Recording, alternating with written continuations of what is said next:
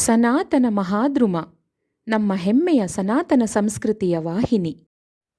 ಗೃಧ್ರಂಚ ನಿಹತಂ ದೃಷ್ಟ್ವಾ ಹೃತಾಂ ಶ್ರುತ್ವಾ ಚ ಮೈಥಿಲೀಂ ರಾಘವಃ ಶೋಕಸಂತಪ್ತೋ ವಿಲಲಾಪಾಕುಲೇಂದ್ರಿಯಃ ತತಸ್ತೇನೈವ ಶೋಕೇನ ಗೃಧ್ರಂ ದಗ್ಧ್ವಾ ಜಟಾಯುಷಂ ಮಾರ್ಗಮಾಣೋ ವನೆ ಸೀತಾಂ ರಾಕ್ಷಸಂ ಸಂದದರ್ಶಃ ಕಬಂಧಂ ನಾಮ ರೂಪೇಣ ವಿಕೃತಂ ಘೋರದರ್ಶನಂ ತಂ ನಿಹತ್ಯ ಮಹಾಬಾಹುಃ ದದಾಹ ಸ್ವರ್ಗತಶ್ಚ ಸಹ ಸ ಚಾಸ್ಯ ಕಥಯಾಮಾಸ ಶಬರೀಂ ಧರ್ಮಚಾರಿಣೀಂ ಶ್ರಮಣೀಂ ಧರ್ಮ ನಿಪುಣಾಂ ಅಭಿಗಚ್ಚೇತಿ ರಾಘವಂ ಸೋಭ್ಯಗಚ್ಚನ್ ಮಹಾತೇಜಾಃ ಶಬರೀಂ ಶತ್ರುಸೂದನಃ ಶಬರ್ಯಾ ಪೂಜಿತಃ ಸಮ್ಯಗ್ ರಾಮೋ ದಶರಥಾತ್ಮಜಃ ಪಂಪಾತೀರೆ ಹನುಮತಾ ಸಂಗತೋ ವಾನರೇಣಃ ಹನುಮದ್ವಚನಾಚ್ಚೈವ ಸುಗ್ರೀವೇಣ ಸಮಾಗತಃ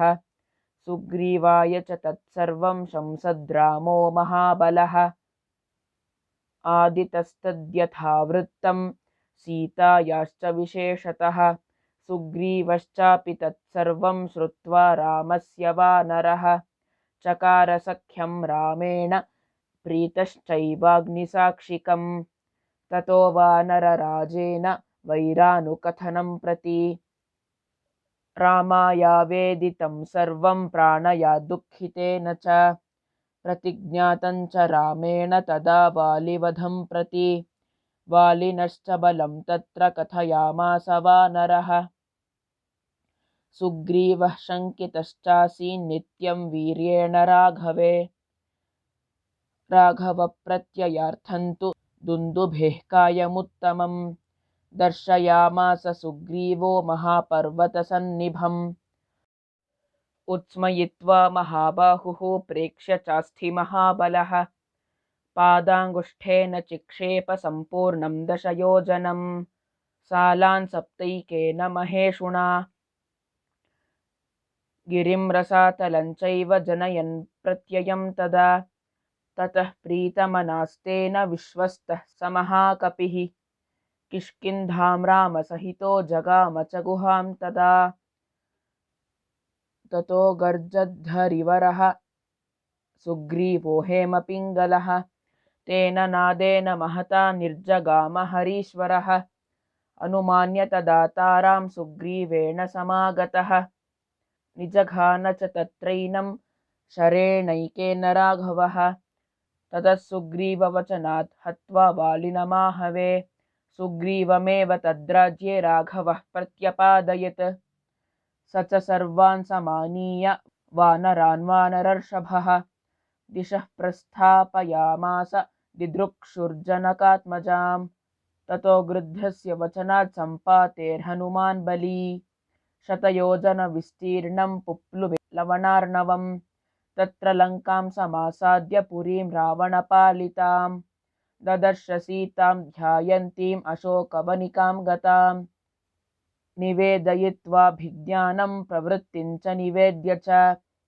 ಸಮಾಶ್ವಾಸ್ಯ ಚ ವೈದೇಹೀಂ ಮರ್ದಯಾಮಾಸ ತೋರಣಂ ಪಂಚಸೇನಾಗ್ರಗಾನ್ ಹತ್ವಾ ಸಪ್ತಮಂತ್ರಿಸುತಾನಪಿ ಶೂರಮಕ್ಷಂ ಚ ನಿಷ್ಪಿಷ್ಯ ಗ್ರಹಣಂ ಸಮುಪಾಗಮತ್ ಅಸ್ತ್ರೇಣೋನ್ಮುಕ್ತಮಾತ್ಮಾನಂ ಜ್ಞಾತ್ವಾ ಪೈತಮಹಾದ್ವರಾತ್ ಮರ್ಷಯಾನ್ ರಾಕ್ಷಸಾನ್ ವೀರೋ ಯಂತ್ರಿಣಸ್ತಾನ್ಯದೃಚ್ಛಯಾ ತತೋ ದಗ್ಧ್ವಾ ಪುರೀಂ ಲಂಕಾಮೃತೆ ಸೀತಾಂ ಚ ಮೈಥಿಲೀಂ ರಾಮಾಯ ಪ್ರಿಯಮಾಖ್ಯಾತುಂ ಪುನರಾಯಾನ್ ಮಹಾಕಪಿಃ.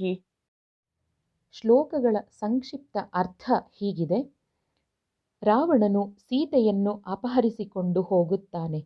ದಾರಿಯಲ್ಲಿ ಜಟಾಯು ಎಂಬ ಬೃಹದಾಕಾರದ ಪಕ್ಷಿಯೊಂದು ಅಪಹರಣವನ್ನು ತಡೆಯಲು ಮುಂದಾದಾಗ ಬಾಣದಿಂದ ಅದನ್ನು ಘಾಸಿಗೊಳಿಸಿ ಲಂಕೆಗೆ ಹೊರಟು ಹೋಗುತ್ತಾನೆ. ಇತ್ತ ರಾಮನು ಮಾರೀಚನನ್ನು ಕೊಂದು ತನ್ನನ್ನು ಹುಡುಕಿಕೊಂಡು ಬಂದ ಲಕ್ಷ್ಮಣನ ಜೊತೆ ಆಶ್ರಮಕ್ಕೆ ಮರಳಿ ಬರುತ್ತಾನೆ. ಆಗ ಸೀತೆ ಅಲ್ಲಿಲ್ಲದ್ದನ್ನು ಕಂಡು ಸೀತೆಯನ್ನು ಹುಡುಕಲು ತೊಡಗುತ್ತಾನೆ. ಅಲ್ಲಿಯೇ ಸ್ವಲ್ಪ ದೂರದಲ್ಲಿ ಮರಣ ಸಂಕಟದಿಂದ ಬಳಲುತ್ತಿದ್ದ ಜಟಾಯುವನ್ನು ಶ್ರೀರಾಮ ಲಕ್ಷ್ಮಣರು ಸಂಧಿಸುತ್ತಾರೆ. ರಾವಣನು ಸೀತೆಯನ್ನು ಅಪಹರಿಸಿಕೊಂಡು ಹೋದ ವಿಷಯವನ್ನು ಅವರಿಗೆ ತಿಳಿಸಿ ಅವನು ಸ್ವರ್ಗಸ್ಥನಾಗುತ್ತಾನೆ. ಶ್ರೀರಾಮನು ಜಟಾಯುವಿಗೆ ಬ್ರಹ್ಮಮೇಧ ಕ್ರಮದಿಂದ ಸಂಸ್ಕಾರ ಮಾಡಿ ಕಾಡಿನಲ್ಲಿ ಸೀತೆಯನ್ನು ಹುಡುಕುತ್ತಿದ್ದಾಗ ಭಯಂಕರನಾದ ಕಬಂಧ ಬಾಹುವೆಂಬ ರಾಕ್ಷಸನನ್ನು ಭೇಟಿಯಾಗುತ್ತಾನೆ ಮತ್ತು ಇವರಿಬ್ಬರನ್ನೂ ಬಂಧಿಸಲು ಪ್ರಯತ್ನಿಸಿದ ಅವನನ್ನು ಶ್ರೀರಾಮನು ಸಂಹರಿಸುತ್ತಾನೆ. ಪಾರ್ಥಿವ ಶರೀರವನ್ನು ದಹಿಸಿ ಸ್ವರ್ಗಪ್ರಾಪ್ತಿಯಾಗುವಂತೆ ಮಾಡುತ್ತಾನೆ. ನಂತರ ಕಬಂಧನು ಹೀಗೆ ಹೇಳುತ್ತಾನೆ: ಧರ್ಮದಲ್ಲಿ ನಿಪುಣೆಯಾದ ಪರಿವ್ರಾಜಕಳಾದ ಶಬರಿಯು ನಿನಗಾಗಿ ಅನೇಕ ವರ್ಷಗಳಿಂದ ಕಾದಿರುತ್ತಾಳೆ, ಅವಳಲ್ಲಿಗೆ ಹೋಗು ಎಂದು ಹೇಳಿ ಕಬಂಧನು ಸ್ವರ್ಗಾರೋಹಣ ಮಾಡುತ್ತಾನೆ. ಮಹಾ ತೇಜಸ್ವಿಯಾದ ಶ್ರೀರಾಮನು ಶಬರಿಯ ಆಶ್ರಮಕ್ಕೆ ಹೋದಾಗ ರಾಮನ ಸಂದರ್ಶನದಿಂದ ಸಂತುಷ್ಟಳಾದ ಆಕೆಯು ಅತ್ಯಂತ ಭಕ್ತಿಯಿಂದ ಸತ್ಕರಿಸುತ್ತಾಳೆ. ಮುಂದೆ ಪಂಪಾತೀರದಲ್ಲಿ ಹನುಮಂತನೊಡನೆ ಸಮಾಗಮವಾಗುತ್ತದೆ. ವಾನರಶ್ರೇಷ್ಠನಾದ ಹನುಮಂತನನ್ನು ದರ್ಶಿಸಿ ಅವನ ಮಾತಿನಂತೆ ಸುಗ್ರೀವನನ್ನು ಭೇಟಿ ಮಾಡಿ ಮೊದಲಿನಿಂದ ನಡೆದ ವೃತ್ತಾಂತವನ್ನು ಅವನಿಗೆ ವಿವರಿಸುತ್ತಾನೆ.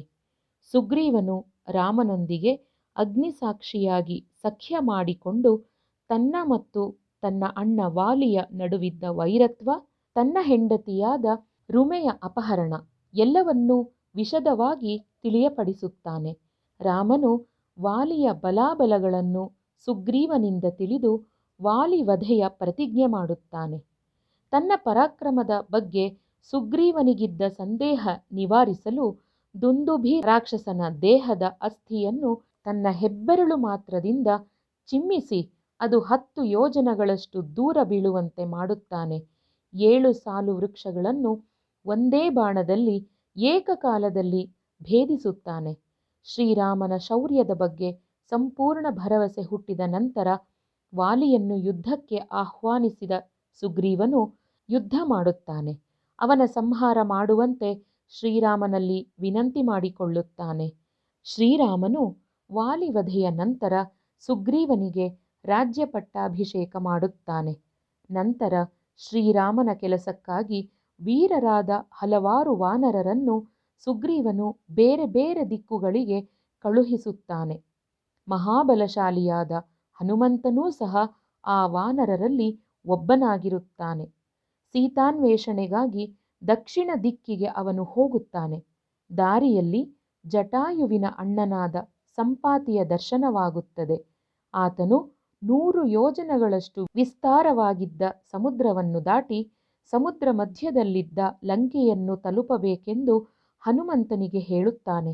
ಅದರಂತೆ 100 ಯೋಜನಗಳಷ್ಟು ವಿಸ್ತೀರ್ಣವಾಗಿದ್ದ ಸಮುದ್ರವನ್ನು ಹಾರಿ ಮಧ್ಯದಲ್ಲಿದ್ದ ಲಂಕಾಪಟ್ಟಣವನ್ನು ತಲುಪಿ ಅಶೋಕವನದಲ್ಲಿ ಸದಾ ರಾಮಧ್ಯಾನದಲ್ಲಿದ್ದ ಸೀತಾದೇವಿಯನ್ನು ದರ್ಶಿಸುತ್ತಾನೆ. ರಾಮನ ಅಭಿಜ್ಞಾನವಾಗಿದ್ದ ಉಂಗುರವನ್ನು ಸೀತಾಮಾತೆಗೆ ನೀಡಿ ಸುಗ್ರೀವ ರಾಮರ ಸಖ್ಯ, ಸೇನಾ ಸಂಗ್ರಹ ಇತ್ಯಾದಿ ವಿವರಗಳನ್ನು ತಿಳಿಸಿ ರಾಮನು ಸೇನಾ ಸಮೇತನಾಗಿ ಬಂದು ರಾವಣನನ್ನು ನಿಗ್ರಹಿಸಿ ನಿಮ್ಮನ್ನು ಕರೆದುಕೊಂಡು ಹೋಗುವರು ಎಂದು ಹೇಳಿ ಸೀತಾಮಾತೆಯನ್ನು ಸಂತೈಸುತ್ತಾನೆ. ಅವಳ ಅನುಮತಿ ಪಡೆದು ರಾವಣನ ಬಲಾಬಲಗಳನ್ನು ತಿಳಿಯುವ ಉದ್ದೇಶದಿಂದ ಅಶೋಕವನದ ಹೊರಬಾಗಿಲನ್ನು ಕೆಡವಿ ತನ್ನೊಡನೆ ಯುದ್ಧಕ್ಕೆ ಬಂದ ಸೇನಾ ನಾಯಕರನ್ನು ಹಾಗೂ 7 ಮಂದಿ ಮಂತ್ರಿಗಳ ಮಕ್ಕಳನ್ನು ಸಂಹರಿಸಿ ಶೂರನಾದ ಅಕ್ಷಕುಮಾರನನ್ನೂ ಸಹ ಮರ್ದಿಸಿ ಇಂದ್ರಜಿತುವಿನೊಡನೆ ಯುದ್ಧ ಮಾಡುತ್ತಾನೆ. ಅವನ ಬ್ರಹ್ಮಾಸ್ತ್ರಕ್ಕೆ ಕಟ್ಟುಬಿದ್ದು ಈ ರೀತಿಯಾಗಿ ಹೋದರೆ ಮಾತ್ರ ರಾವಣನನ್ನು ನೋಡಬಹುದು ಎಂಬ ಉದ್ದೇಶದಿಂದ ತನಗಾಗುತ್ತಿದ್ದ ತೊಂದರೆಗಳನ್ನು ಸಹಿಸಿಕೊಂಡು ಹೋಗುತ್ತಾನೆ. ತನ್ನ ಬಾಲಕ್ಕೆ ಹಚ್ಚಿದ ಬೆಂಕಿಯಿಂದ ಸೀತೆಯಿದ್ದ ಸ್ಥಳವೊಂದನ್ನು ಬಿಟ್ಟು ಲಂಕೆಯ ಉಳಿದೆಲ್ಲ ಭಾಗಗಳನ್ನು ದಹಿಸಿ ರಾಮನಿಗೆ ಸೀತಾದರ್ಶನವೆಂಬ ಪ್ರಿಯವಾರ್ತೆ ತಿಳಿಸುವ ಸಲುವಾಗಿ ಕಿಷ್ಕಿಂಧೆಗೆ ಪುನಃ ಪ್ರಯಾಣ ಬೆಳೆಸುತ್ತಾನೆ.